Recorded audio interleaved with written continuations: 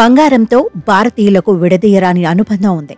అత్యంత ఖరీదైన లోహంగా మాత్రమే కాక లక్ష్మీదేవి స్వరూపంగా భావిస్తారు. ఈ ఏడాది బడ్జెట్ ప్రవేశపెట్టడానికి ముందు వరకు మన దేశంలో బంగారం ధర రాకెట్ వేగంతో దూసుకుపోయి గరిష్టాలకు చేరింది. అయితే బడ్జెట్లో ఖరీదైన లోహాల మీద ట్యాక్స్ తగ్గించడంతో బంగారం ధర భారీగా దిగివచ్చింది. 10 గ్రాముల మీద ఏకంగా 7,000 రూపాయల వరకు తగ్గింది. ధర తగ్గడంతో దేశీయుల బులియన్ మార్కెట్లో పసిడి కొనుగోళ్లు ఊపందుకున్నాయి. పైగా శ్రావణ మాసం రావడంతో భారీ ఎత్తున కొనుగోళ్లు సాగాయి. మరి తగ్గిన రేటు అలానే ఉందా అంటే లేదు. గత కొన్ని రోజులుగా గోల్డ్ రేట్ పెరుగుతూనే ఉంది. ఇప్పుడు దేశీయ బులియన్ మార్కెట్లో 24 క్యారెట్ల గోల్డ్ 10 గ్రాములకు 73,000 రూపాయలు దాటి పరుగులు పెడుతోంది. త్వరలోనే ఇది ₹1,00,000కు చేరుతుందని విశ్లేషకులు అంటున్నారు. పైగా ఇండియా సహా చాలా దేశాల రిజర్వ్ బ్యాంకులు సైతం బంగారం నిల్వలు పెంచుకునే పనిలో ఉన్నాయి. ప్రస్తుతం దేశీయ బులియన్ మార్కెట్లో 24 క్యారెట్ల మేలిమి బంగారం 10 గ్రాముల రేటు 73,000, 22 క్యారెట్ల బంగారం ధర 68,000 రూపాయల వరకు ఉంది.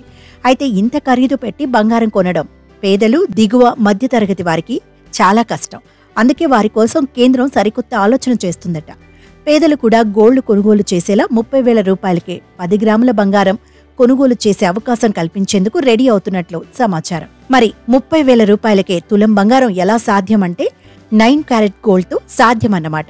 బంగారానికి ఉన్న డిమాండ్తో పాటు పెరుగుతున్న ధరలకి అందరికీ పసిడిని అందుబాటులోకి తీసుకురావాలన్న ఉద్దేశంతో కేంద్రం ఈ 9 క్యారెట్ల బంగారం తీసుకొచ్చే ఆలోచనతో ఉందని తెలుస్తోంది. ఈ 9 క్యారెట్ల బంగారం ధర 10 గ్రాములకు 25,000 నుండి 30,000 మధ్య ఉండే అవకాశం ఉందని గోల్డ్ ట్రేడర్స్ అంచనా వేస్తున్నారు.